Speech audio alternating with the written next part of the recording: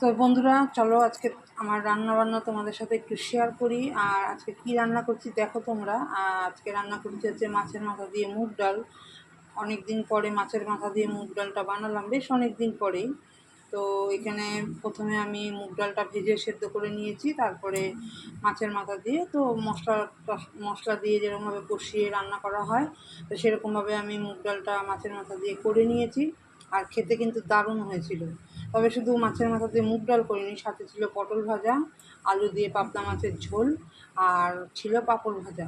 তো রান্নাবান্নার শেষে আমি তো হাজব্যান্ডের থালাটা গুছিয়ে দিলাম দুপুরে লাঞ্চের জন্য। তো এখানে দেখো ওনার থালাটা আগে গুছিয়ে দিয়ে ওনাকে আগে খেতে দিয়ে দিয়েছি। সব সময় দুপুরবেলা ওনাকে আগে খেতে দিই, তারপর আমি খাই।